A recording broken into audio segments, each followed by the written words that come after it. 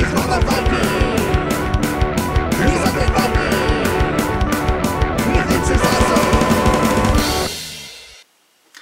everybody, it's me, Undead Viking, coming to you with another video review. The game that I'm reviewing today is a game that is in Kickstarter, or will be very, very shortly. It's called Dungeon Dwellers, the card game. And as you can probably guess by the Larry Elmore-esque painting on the front of this game box, it is a fantasy-themed game in which each person takes on the role of one adventurer. The classic four adventurers: fighter, cleric, thief, mage. And you take on that role, and you are going into the dungeon. You have to kill a successive number of creatures as you delve deeper into the dungeon until you finally find the boss monster, and hopefully you defeat that as well. And then after all is said and done, the players will total up who got the most gold. Basically you get gold and treasure from doing damage to the monsters. There's no like hanging back and not doing it and letting everybody else do the work. If you want to be able to win the game, you have to like actually be in the thick of it, if you will. And whoever earned the most gold wins the game. Along the way, however, is the fact that you can't just let somebody die, though. Either. I mean, you have to work together to defeat the monsters, and so there's like it's once again that semi co-op type of game that rears its head, and it's such a tricky balance to pull off a semi co-op, and this one does it really well, actually, in my opinion. I'm going to show you how to play the game, as I always do, and then we're going to come back here, and I'm going to tell you exactly what I liked about the game, and hopefully, like as always, somewhere along the way during this video, you'll figure out something about the game that intrigues you enough to want to back the project, and you can head to that in the link that I'll give you, and then you can make this board game get published, then you'll get one of the copies once it's done. So, alright, well, let's just go ahead and I'll show you how to play Dungeon Dwellers, and then we'll come back here, as I said, and do that conclusion type thing. Alright, here we go. Okay, I am just going to kind of show you how the game basically works. I'm not going to go through an entire game. What it is you basically have 4 rounds that you have to get through. You start at level 1 of the dungeon, then you go to level 2 of the dungeon, level 3 of the dungeon, and then you finally end up on the bottom level of the dungeon. You fight a boss monster. So, to begin with, you have to figure out who's going to play what. Just give you a glimpse here. Here's your warrior. I think that's a G, Tarjun Dragonsbane. As always, this is a prototype, so I do apologize. I don't know exactly if this is how the game's going to look when it's published, so just bear that in mind. Here we have Aerial Light Touch, obviously the always sexy Thief, as you can see right there. I always liked Thief better than Rogue. Rogue made thieves, I don't know, kind of like less. Well, it's kind of like Han Solo not shooting first, if you will, or something. Thief is just a better name.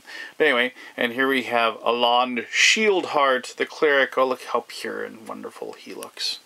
And finally, we have Brooke Thunderstorm. I don't know about the name Brooke. It seems like all I can think of is Brooke Hogan. But anyway, I don't even know why I'm even mentioning that. But anyway, so there we go. Those are the 4 different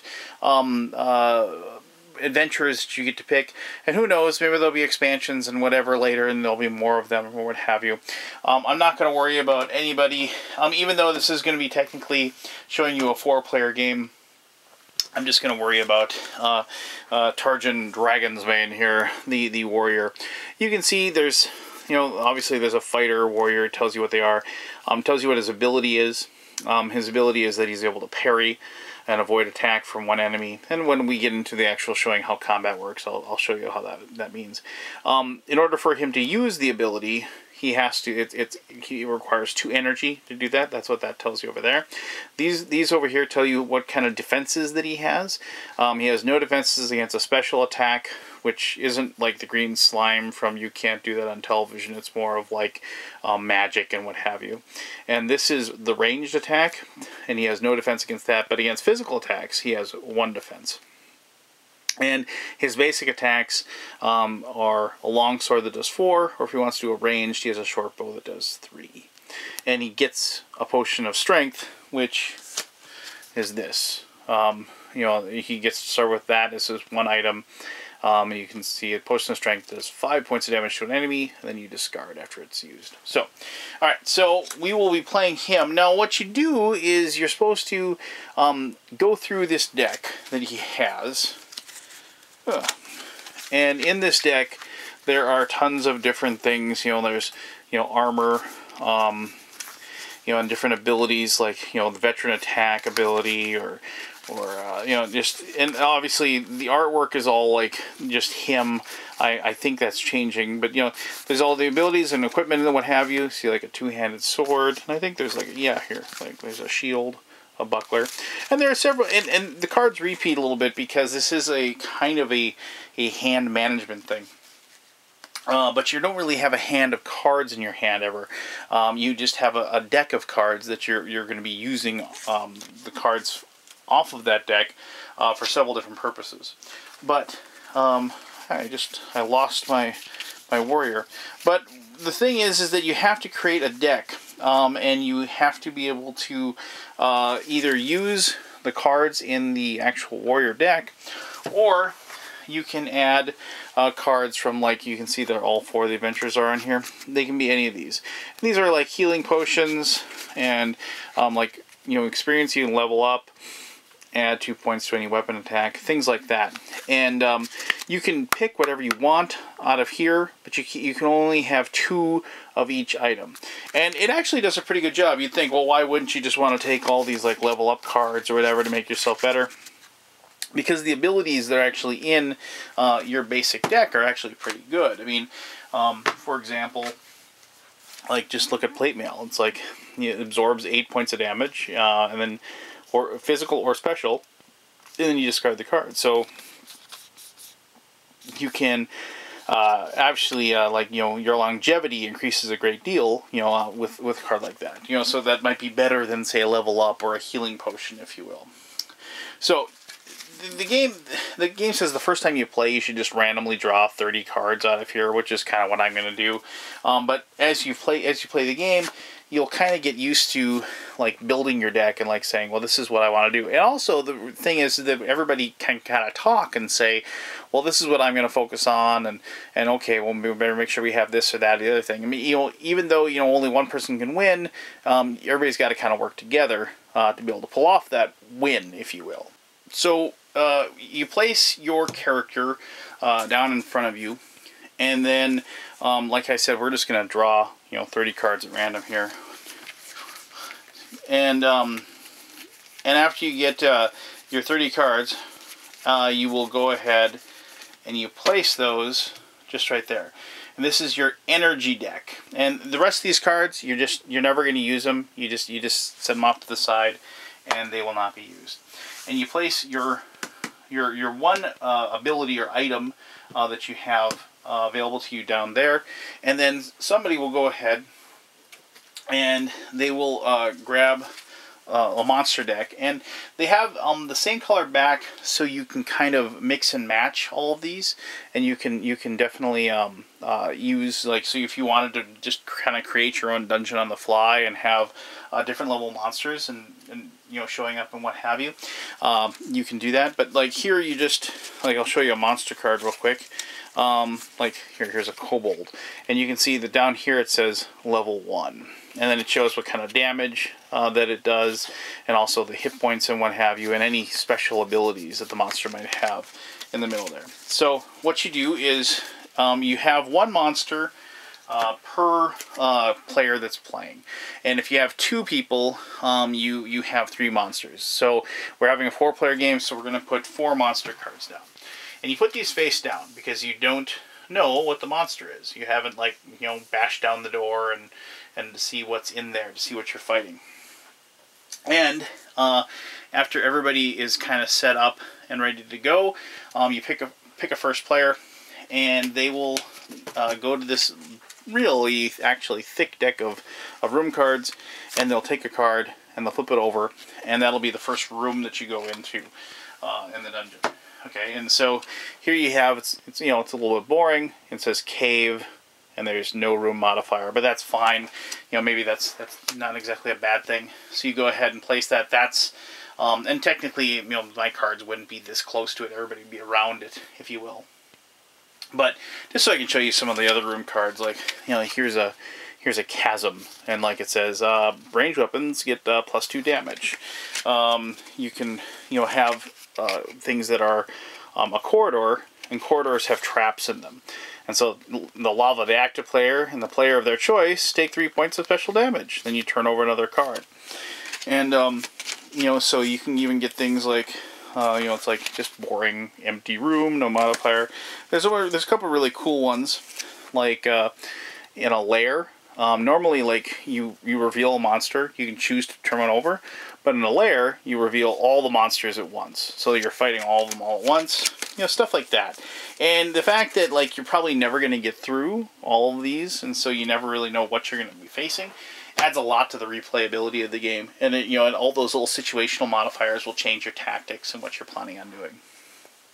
So, what happens then is that, you have a cave, you have these 4 creatures, you don't know what they are, and whoever the active player is has to, basically at this point, if there's no cards that are turned over, but you still have cards out there, they have to pick one, and they're going to turn that over, and they have to attack that this particular round.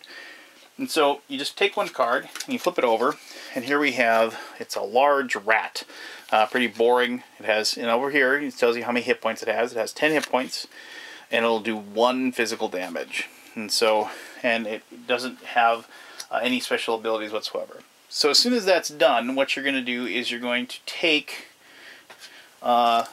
these cards that show wounds on this side and experience on this, and so you're going to take 1, 2, 3, 4, 5. You're going to take these, and you're going to put them underneath the large rat, like so. And that's going to tell you, when you're taking those, that's how you, when you do damage, the players are going to take those cards, and they become experience cards instead of wound cards. And after you defeat monsters, there's a treasure phase, and during the treasure phase, you're able to turn in your experience to get more treasures. Now, so before we get too ahead of ourselves, we'll just say, so like the fighter turned that card over, so he has to do an attack on that particular creature. And so he looks at his card like we had before, and we see that he can attack with his longsword for 4 points of damage, and he attack with his ranged short bow for 3 points of damage. Now the interesting thing is that if you attack a creature, it's going to attack you back.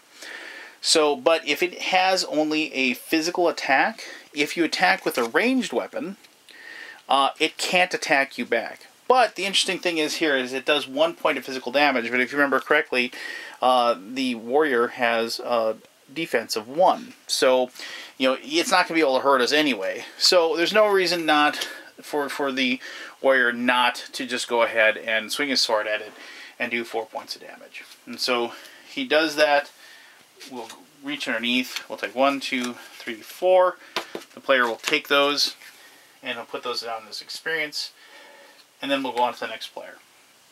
So the next player then gets to decide, you know, what they're going to do. Are they going to attack that creature again, or are they going to turn another card over? Now, if you are the person to actually kill the creature, you get to keep the creature card, and it is worth extra points at the end of the game.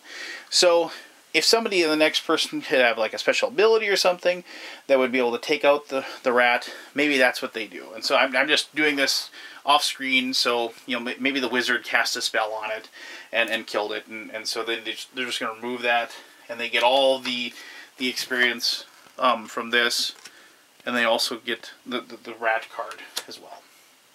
So the next player, perhaps the cleric, they have to turn a card over now, so they pick one, they turn it over, and here we have a goblin.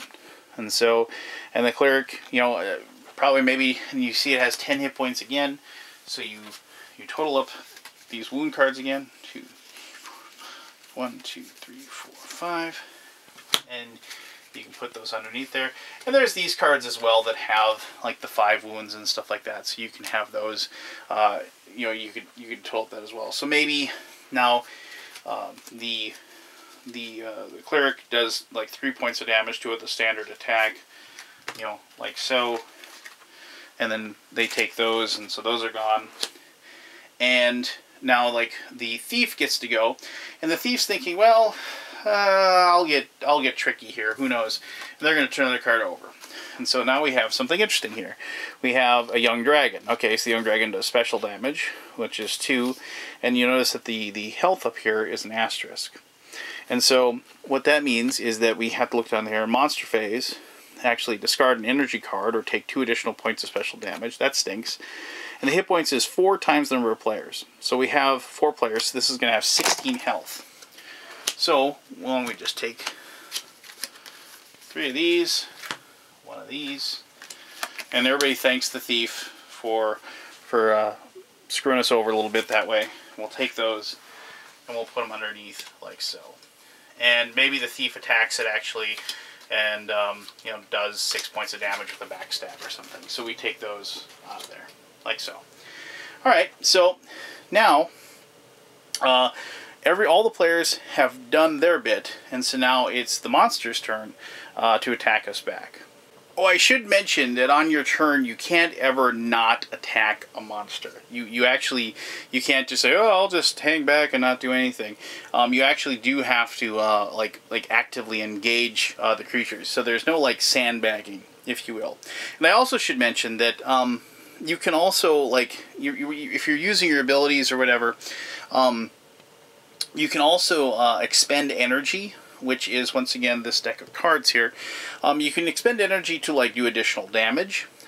So for every, like, 1 point, every card you discard, you just take a card, and you flip it over into your discard like that, and like, oh, geez, I gave up on a 2-handed sword, but still, you know, whatever. You can do an extra point of damage by doing that. You can also expend a card to heal a point of damage if you've taken any damage. And also, like, if you have any treasures that aren't in play, and I'll show you how you get treasures. If you have a treasure that isn't in play, and treasures that aren't in play go here. Treasures that are in play are considered to be over here. If you have a treasure that is not in play, these face down, because you don't know what they are. Well, actually, you do know what they are, but, like, they're face down, you haven't used them yet. They're worth 2. Every card is worth 2 instead of 1. And also, if you have 2 discards over in here that are not in play as of yet, you can discard those to take 1 card from your discard pile. So you can dig through and just take 1 and put it where you will. But in this demo that we're doing right now, the warrior has not at this point discarded anything or anything like that. So you start doing oh, and I actually screwed something up real quick here. I shouldn't have taken the large rat just yet, because even though it's dead, it still gets a turn. So we have a situation where we have 3 monsters that are going to attack. And, you know, even if that monster, like I said, is dead, it still gets its turn. Now, sometimes monsters have the ability to attack first, and they attack before the party. That doesn't mean they get to attack twice then. During the monster phase, they don't get to go. So you just have a situation where, right now, like, all the monsters get to go unless they've attacked already. So what you do is, there's the 3 different types of damage, as I said, the special, ranged, and physical. And you total all that up. And so you add it all together. And so you have, in this case, you have 1 physical, 2 physical, and 2, like, special, which is kind of magical, like the breath weapon or whatever.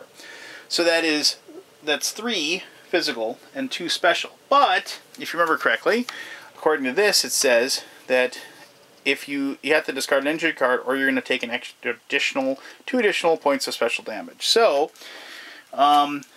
you know, when we're the warrior, not being dumb, now we're going to discard a card, and we're going to go ahead and put that over to the side, and, you know, because we're not going to want to take an extra 2 points of damage in that situation. And so there is 2 points of special and 3 points of physical. And we know that we can defend against 1 because that's just our ability. So we're looking at 2 points of physical and 2 points of special. Now, his ability is he can avoid attack from one enemy if he uses his parry ability by discarding 2 cards. Well, we're in a situation where, we're going to be taking, the 2 physical or 2, so I don't want to take 4 points of damage, so let's do that as well. We'll discard 2 cards, and we're going to get rid of, we lose a heroics ability, and we lose a stamina ability, and then we're going to take 2 points of damage. It doesn't really matter which one, you just take. So in this case, you can use, cards or anything. I just use 10-sided die. And so everybody gets 10 hit points. Everybody starts with 10, and we're just going to reduce that down to 8, and we'll put that over here to remind ourselves that we have now 8 hit points. And the thing is that if you ever got knocked down to 0 or less, you have to just discard cards to stop yourself from dying. If you ever run out of cards in this deck and you're knocked down, then you die, and then the whole party loses, because the whole party has to make it to the very end of the game. You can't ever you don't just keep going if somebody should happen to die. After all that is said and done, if any of the monsters were killed, there's a treasure phase. The player who killed the monster now gets to collect the card. I do apologize. That should have been prior to that. But it should not have happened prior to that, is what I should say. And then you can exchange now your XP cards for a treasure or gold. So even though I'm just going to kind of cheat a little bit here because the warrior didn't do enough damage, but so let's say he had 5. So he's got 5 cards, and for every 5, and you can't round up, you can then turn them in, and you can either take a card off your deck for every 5, and you can look, and it's like, oh, well, here, if we took this, you get a buckler, and it's like, oh, +1 defense from any physical or ranged attack. So, you could then immediately put it down as an item. Now, with items, you can't have 2 of the same item. You can't have 2 shields. You can't have 2 weapons. You can't have 2 sets of plate mail, things like that. So you got to make sure that. Or, if you didn't want to take an item, you can take a gold card, which is just taking a card off the top, and here it tells you how much you have, and and you just put that to the side like that. Gold is important. Why? Because this is the only thing that matters for at the end of the game, other than being the slayer of monsters and having the monster cards. Gold and monster cards are what determines who wins the game, because that's basically the points. So it's kind of like a seesaw. It's like, do I want to make myself better, or do I want to put myself in position to win the game? And so that's what you're going to be deciding during the treasure phase. So after everybody makes up their mind whether they're going to take treasure, there might be some lingering additional actions that happen at this point or something like that. And you go ahead and take care of that. And you just continue on through the dungeon. Once you kill off all the monsters in the first level of the dungeon, you take care of those. And you will have to go into, another area of, put that back there. You'll have to go into the next level of the dungeon, but you do that by turning over another room. And so here's that chasm I was talking about, and then you just go to the second level of the dungeon, and then these are the second level monsters. You can see there's a 2 down there, and so then you draw 4 of those, and you can go ahead and you just place those down like you did before. And once again, whoever is the first player at this point, you turn the card over, you go through it, and you do the same thing. You do the same thing for the 3rd level, and then finally you get to these boss monsters, and you can see, these guys are really tough. They got tons of hit points, abilities, tons of damage. Spider Queen, Red Dragon, Shadow Elemental, the Mind Burrower, but we all know what that is, Minotaur, and Lich. And so, and they have special abilities and what have you. And you turn one of these over, and if you defeat the boss monster and everybody's still alive, that is when you total up the amount of gold you have that you saved up, plus any of the monsters, and the monsters are worth 10 times the level of the monster in gold for everyone that you killed. Whoever gets the most points is the champion of the dungeon or whatever, but you all technically won because, well, you cleaned out the dungeon. But then you crown whoever's winner, and then most likely shuffle up the cards and play it again because you just had a good time. So, well, there you go. That's how you play Dungeon Dwellers. Why don't I go and I'll tell you exactly why I dig this game, why I've been having a lot of fun playing it, and then, well, we'll do that right now. Yay! I have a box! I can do a box flip. Yes! Anyway, okay, so there you go. That's how you play Dungeon Dwellers. It's not a really difficult game to learn how to play. It's, you know, most card games, it's pretty rare that a card game actually is difficult to understand. I mean, sometimes you'll have some iconography or something like that on the actual cards. Race for the Galaxy, I'm looking at you, that will be confusing the first time you try to play it. But this one's really straightforward, and, you know, it just basically says this is what the card does. And, you know, the cards kind of tell you their powers and their abilities. And then you know, you just kind of have to take your moments, if you will, and to, you know, try to, like, you know, seize the day or seize the moment as far as doing enough damage to, like, kill the creatures, and then be able to, you know, collect the most gold as possible as you travel through the dungeon. You know, I mentioned the semi-co-op thing at the very beginning in my introduction, and as I've said before, semi-co-op is like a really tough thing to pull off because you're almost like you're relying on there to be almost like kind of like a social contract, if you will, with you and the other players. You know, you kind of have to say, okay, well, you know, don't be a jerk, for lack of a better term. Basically, you have to convince everybody that, like, look, hey, we're all in this to try to win the game, but we also all have to, you know, if one of us dies, nobody wins. And so you always run the risk of somebody who, like, thinks that they're doing really poorly, or, you know, it's like, well, there's no chance I'm going to win, so why do I even care? I want everybody to lose. And so you kind of have to, you know, hedge against that a little bit. And bottom line is, if somebody's going to play like that, if they're not, like, in it to, like, just do the best they possibly can, then maybe this type of game wouldn't be for them. So I'm fortunate in the fact that I have gaming groups that, like, everybody just, you know, nobody ever kind of gets into that malaise, if you will. They're always striving to just, you know, play the best they possibly can throughout the entire thing. So that's just a word of warning as far as the whole semi-co-op feel of the game is.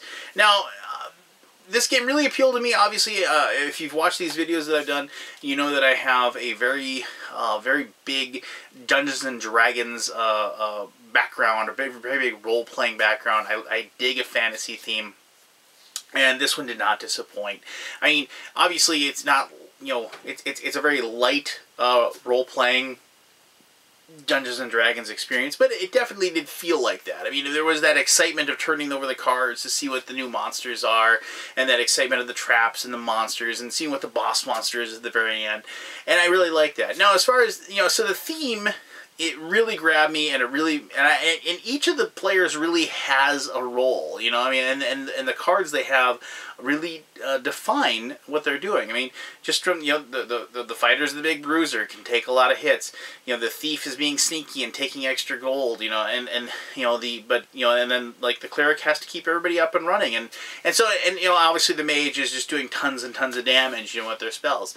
And so all of that, you know, all of those roles, and they mesh well together. I mean, the designer of the game told me that they've been, like, working on this game for nearly 2 years, and it definitely does show that they've definitely balanced out the cards very well, and the mechanics of the game are very sound. And some of the mechanics that I really liked about the game are the fact that, like, you know, you have those 30 cards that are your treasures, and it's kind of tough to kind of wrap your head around that, you know, okay, those are your abilities, but they're like the treasure deck, because you're slowly, you when you do enough damage to a monster to kill it, and then you gain enough, you know, for lack of a better term, experience, you have this situation where